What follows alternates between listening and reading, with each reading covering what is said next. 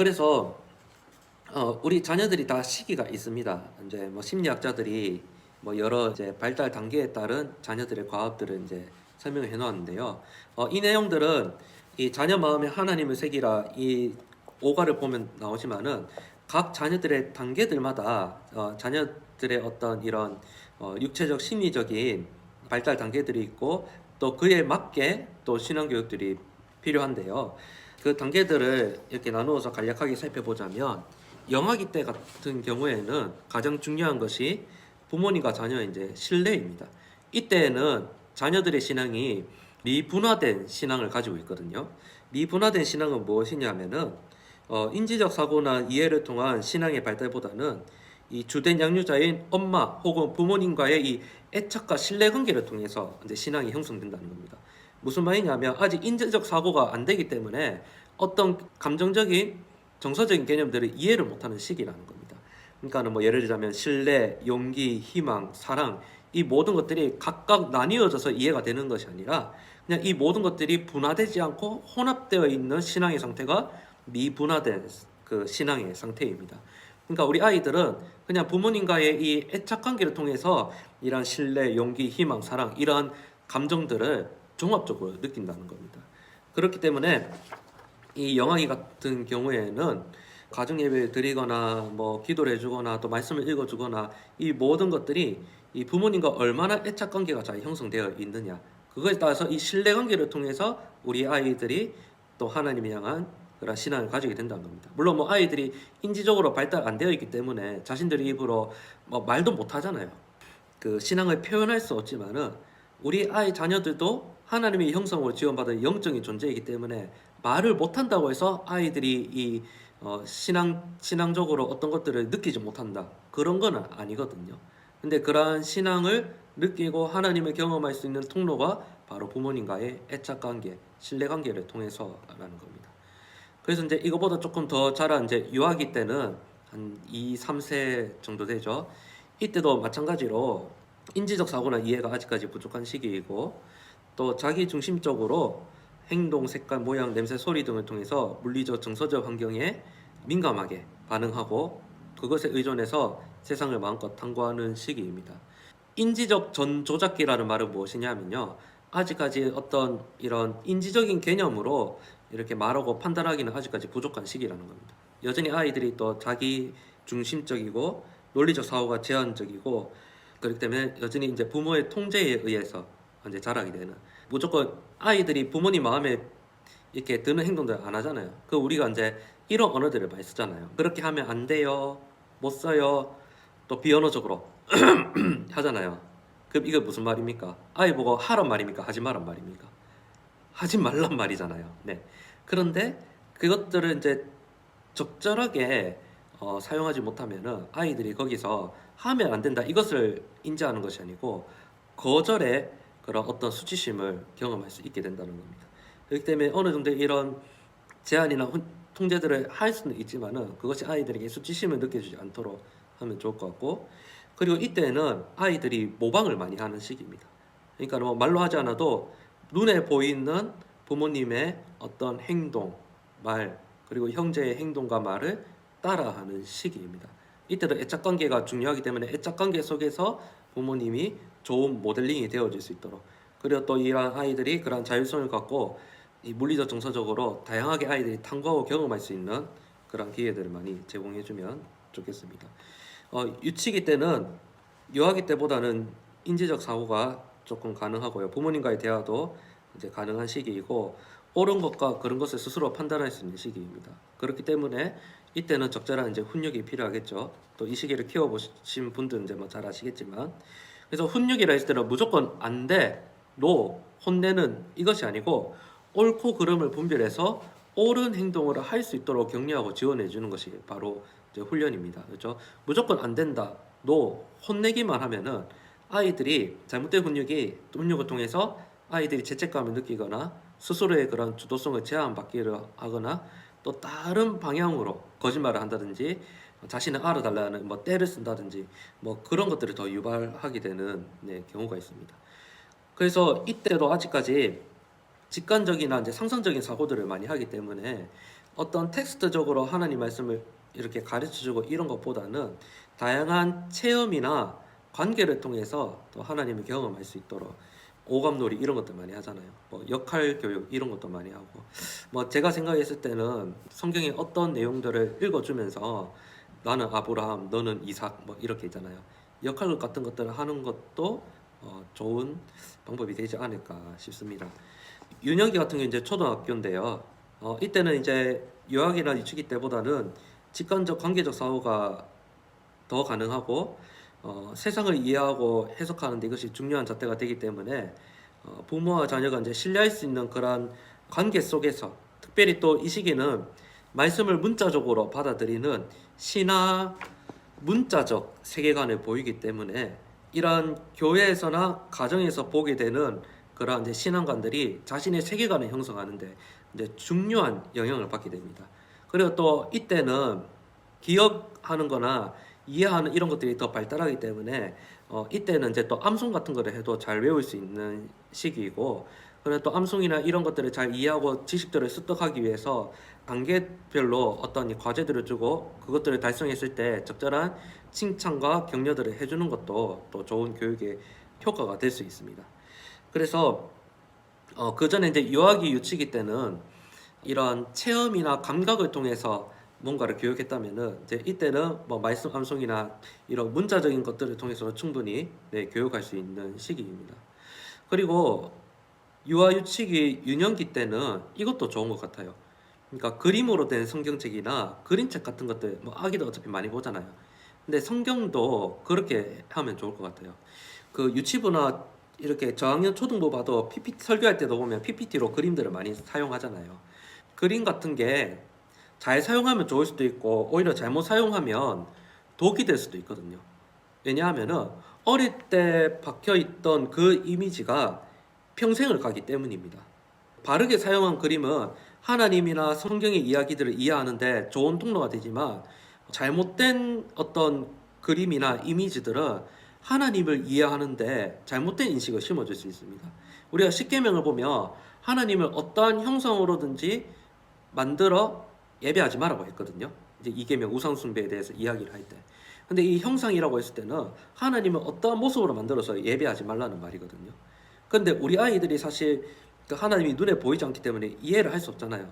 그러니까 뭐 예수님의 모습이나 또 하나님의 어떤 이러한 모습, 사건들을 이제 그림으로 이제 보여주는데 이것이 이제 가장 성경에 맞게 사용을 하면은 좋지만은 잘못된 경우에는 그것을 어릴 때 봤던 그 그림 이미지가 평생 남는 겁니다. 어떤 시각적인 이미지가 아이들의 어떤 하나님을 알게 되는 교육에 중요한 인식이 될 수는 있지만은 잘못 사용하면은 독이 될 수도 있다. 그런데 이제 유년기 때는 그런 시각적인 것을 넘어서 어느 정도 문자적인 교육도 가능하다. 그렇기 때문에 이때 이제 암송을 많이 하면 아이들이 잘 외웁니다. 근데 유아기나 이제 유치부 아이들도 암송 잘하지만은 그때는 이제 길게는 못 외우잖아요, 아이들이. 근데 초등학교 시기에는 이런 암송 교육이 평생을 갈 수 있는 중요한 밑거름이 될 수 있다라는 겁니다. 이제 소년기 때 이제 그 초등 이제 고학년인데 이때는 이제 논리적, 이성적, 추상적 사고로 세상을 해석하고 이제 진리를 받아들이게 됩니다. 그리고 이제 이때는 부모님의 말에 무조건 이제 순종하지 않고 이해가 되어야 이제 받아들이는 시기죠. 부모님이 뭐 해달라고 이제 심부름 시켰어요. 그러면 왜 그 소파에 누워서 TV 보는 아빠한테 안 시키고 방에 있는 누나한테 안 시키고 왜 나한테 심부름을 시켰냐라는 겁니다. 그러니까 그게 이제 설명으로 이해가 되어야 된다는 겁니다.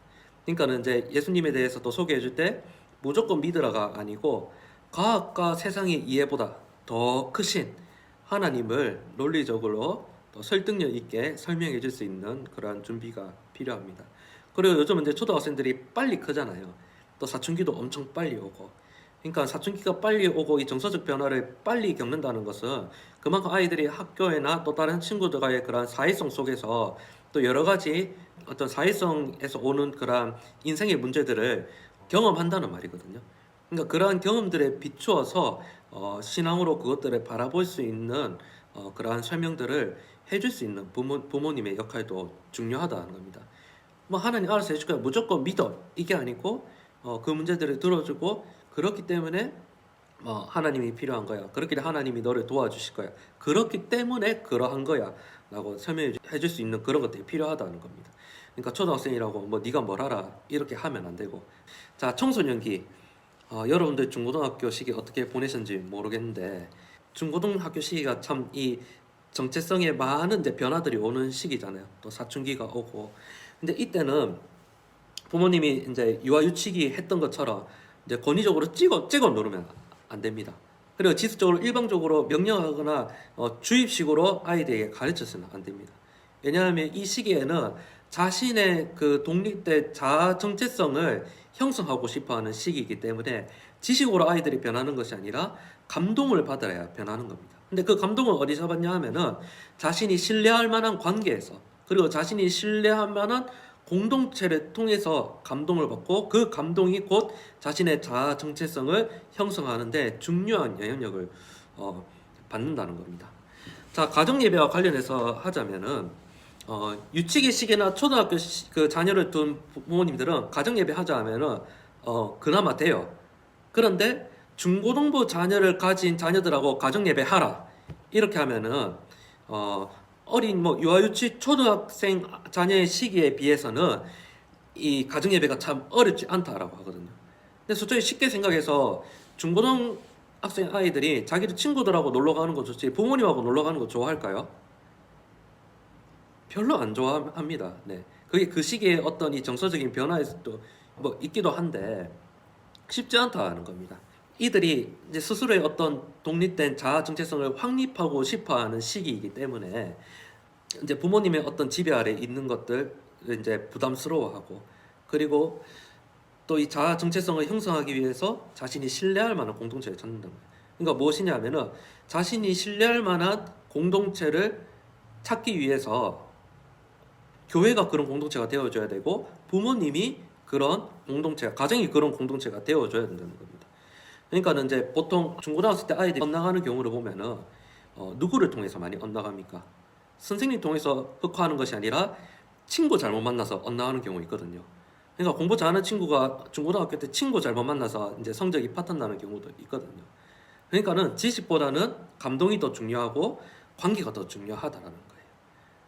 그래서 우리 또 학부모님들도 이제 지지난주 그 어릴 때 어떤 신앙의 경험들을 생각해 보면 교회에서 같이 이렇게 뭐 놀고 문화기 밤 준비하고 맛있는 거 먹고 그런 경험들이 참 많이 떠오른다 하잖아요.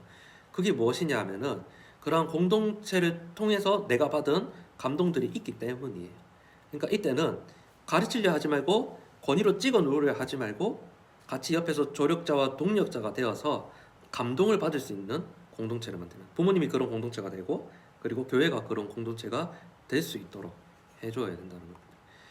청년기 때도 마찬가지죠. 사회로 이제 학업으로 대학교를 가면서 새로운 여러 이제 문화들과 가치관들을 접하게 됩니다. 그래서 그 속에서 이제 자신의 정체성들을 확립을 하기를 원하고, 특별히 이제 그리스도인들 청년들도 이제 세상에 나가면 여러 세속적인 문화들, 다양한 문화들을 경험하게 되잖아요. 그 속에서 그리스도인의 정체성을 지킬 것이냐 말 것이냐에 대한 그런 이제 갈등들에 직면하게 됩니다. 그럴 때 가정과 부모와 교회 이러한 공동체들이 그런 그리스도인의 정체성을 또 잘 확립하고 소신 있는 삶을 살아갈 수 있도록 그런 돌봄과 관심을 많이 가져줘야 되고, 그리고 이제 무조건 믿어 이게 아니고 초등학생 때보다 중고등학생 때보다 더 인생에 많은 다양한 고민들과 경험들을 하게 되잖아요. 근데 그것을 또 신앙적으로 잘 설명해주고 또 해석해줄 수 있는 그런 좀 노력들이 좀 필요한 것 같습니다. 근데 우리나라 같은 경우에는 이제 교회 어른들이 보면은 그런 고민들은 이제 사치스러운 거다. 그냥 알아서 잘 믿어. 하나님 알아서 해주겠지. 그냥 일방적으로 그렇게 그냥 말하고 마는 경우들이 많거든요. 근데 오늘날 세대는 그렇게 해서는 안 되는 것 같습니다. 하나님에 대해서 이제 신앙에 대해서 우리가 논리적으로 그것을 이해하고 설명하는 데는 어려움이나 한계는 있을 수는 있지만은 우리가 이해하는 선에서 그것들을 들어주고 풀어줄 수 있는 그런 노력들은 좀 필요한 것 같아요. 그러니까 그런 교회와 가정이 바로 그런 문제들을 들어주고 설명해주고 그것들을 이제 돌보고 또 격려해 줄 수 있도록. 그러니까 또 교회가 또 뭐가 좀 안타깝냐 하면은 맞다 틀리다 옳다 그르다 이걸로 판단하거든요. 이거는 이렇게 하시니까 이제 신앙의 기준 봤을 때 이거는 맞아. 이거를 봤을 때 신앙의 기준에 봤을 때 이거는 아니야. 흑백 논리로 너무 판단을 하거든요. 그러니까 우리 청년들한테 너무 흑백 논리로 하면 안 되고, 그러니까는 설령 그것이 또 성경적인 관점에서 아니다고 할지라도 먼저 들어주고 또 바른 방향을 갈 수 있도록 잡아야지, 무조건 이렇게 때려 부수듯이 맞다 아니다 그렇게 좀 교회들이 좀 그렇게 이때까지 좀 해왔지 않나, 좀 바뀌어야 되지 않는가 그렇게 생각을 해봅니다. 네, 이제 작년 초기 또 결혼 전하고 또 결혼을 하고 나서 또 자녀를 가지고 나서의 이런 어떤 이런 또 정체성들의 많은 혼란들과 고민들이 있잖아요. 특히 이제 엄마들은 이제 자녀의 엄마가 된다는 것이 참 쉽지 않은 것 같아요. 어떻게 보면은 뭐 남자들이야 또 결혼을 해도 자기 직장 생활을 할 수 있지만은, 또 엄마들은 또 자녀를 놓고 또 자녀를 또 돌보다 보면은 또 자신의 직장을 뭐 잠시 내려놔야 되기도 하고, 또 엄마로서의 이런 역할들이 감당을 해야 되니까 좀 나는 누구인가에 대한 그런 고민들을 젊은 이제 부부들이 좀 많이 하게 되는 것 같습니다. 그런데 작년 초기 혹은 또 자녀의 연령이 이제 미성년자인 이제 부모님들도 부모로부터 독립하여 자신의 가정을 세우고, 또 이때는 서로 이제 부부가 자신의 정체성을 확립하고 또 공통된 그런 정체성들을 만들어가는 그러한 시기인 것 같습니다. 이제 우리만의 어떤 가정의 어떤 이런 정체성들을 참 잘 세워 나가서 조화를 이루어 가야 되는 것이 바로 또 이때 그런 과제가 아닐까 그렇게 생각을 해봅니다. 이제 자녀 중기는 이제 어릴 때일수록 부모의 권위가 더 확실해지고 또 부모가 이제 통제를 하고 이런 분위기였다면, 서서히 이제 중고등학교 시기부터는 이제 자녀의 인격을 중조해주고 동등한 자세에서 있다가 그 성인 초기에는 이제 독립을 시켜주고, 이제는 이제 부모가 옆에서 지지자, 조력자로서, 그리고 인생을 먼저 산 조언자로서의 역할을 해줘야 되죠.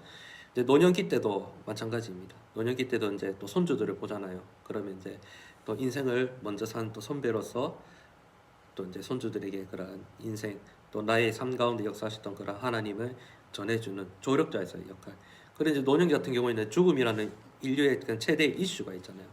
그것을 이제 기독교적으로 잘 해석하고 돌보아 줄 수 있도록 교회의 역할이 필요하지 않을까 싶습니다.